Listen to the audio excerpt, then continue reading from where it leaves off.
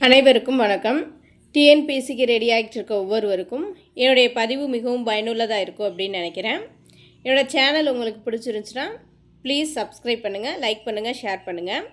நாம் தமிழறிஞர்களும் தமிழ் தொண்டும் அதில் அந்த சிலபஸில் நம்ம பாரதிதாசன், தாயுமானவர், நாமக்கல் கவிஞர் பெருஞ்சித்திரனார் பற்றி இது வரைக்கும் பார்த்துருக்கோம்.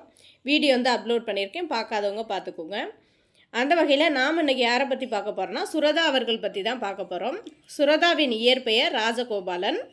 இவங்களோட பெற்றோர் பெயர் திருவேங்கடம், செண்பகம் அம்மையார். இவங்க எந்த ஊரில் பிறந்திருக்காங்கன்னா தஞ்சை மாவட்டம் பழையனூரில் பிறந்திருக்காங்க. இவங்களோட பிறப்பு 23/11/1921 அன்று பிறந்திருக்காங்க.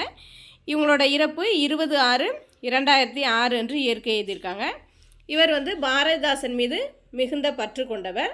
பாரதிதாசனின் இயற்பெயர் சுப்புரத்தினம். எனவே தன்னோட பெயரை சுப்புரத்தினதாசன் அப்படின்னு மாற்றிருக்காங்க.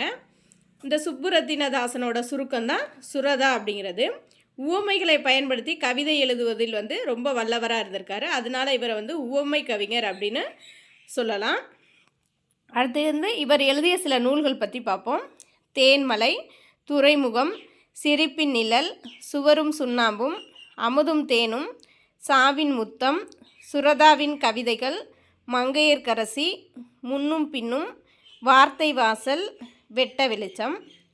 தேன்மலை அப்படிங்கிறது ஒரு கவிதை நூல்.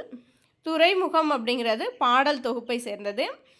சிரிப்பின் நிழல் தான் இவர் எழுதிய முதல் கவிதை. சாவின் முத்தம் இவர் எழுதிய முதல் நூல். அடுத்து இந்த தேன்மலை அப்படிங்கிற கவிதை நூலுக்கு 1969 தமிழக அரசின் பரிசு கிடைச்சிருக்கு. 1972 தமிழக அரசு சுரதா அவர்களுக்கு கலைமாமணி விருது வழங்கி சிறப்பிச்சிருக்கு. இந்த தேன்மலை அப்படிங்கிற நூலில் இயற்கை எழில் அப்படிங்கிற பகுதியிலிருந்து கிளிக்கண்ணி என்னும் பாவகை சேர்த்து பாடியிருக்காரு. ஏன் கிளிக்கண்ணின்னு சொல்கிறோன்னா, கிளி ரொம்ப இனிமையாக பேசக்கூடியது. அதுபோல் கிளியின் மொழி போன்ற இனிய சொற்களை பேசும் பெண்ணை நோக்கி கூறுவதாக இனிய சந்தத்தில் பாடப்பட்டதான் இந்த கிளிக்கண்ணி. கிளிக்கண்ணி அப்படிங்கிறது ஒரு இசைப்பாடல் வகையை சேர்ந்தது. அடுத்து இவருக்கு 1978 பாவேந்தர் பாரதிதாசன் விருது கொடுத்துருக்காங்க. பாவேந்தர் பாரதிதாசன் விருது பெற்ற முதற் பாவலர் யார் அப்படின்னா நம்ம சுரதா அவர்கள் தான். இவர் பாரதிதாசனின் மாணவரும் கூட. பாவேந்தர் பாரதிதாசன் நினைவிருது எதுக்கு வழங்குறாங்க அப்படின்னா, தமிழக வளர்ச்சித்துறையின் கீழ் இயங்கும் தமிழ் வளர்ச்சி இயக்கம் மூலம் தமிழ் கவிஞர்களுக்கு ஆண்டுதோறும் வழங்கப்பெறுவது தான் இந்த பாவேந்தர் பாரதிதாசன் விருது. என்னோட சேனல் உங்களுக்கு பிடிச்சிருந்துச்சுன்னா ப்ளீஸ் சப்ஸ்கிரைப் பண்ணுங்கள், லைக் பண்ணுங்கள், ஷேர் பண்ணுங்கள். தேங்க்யூ.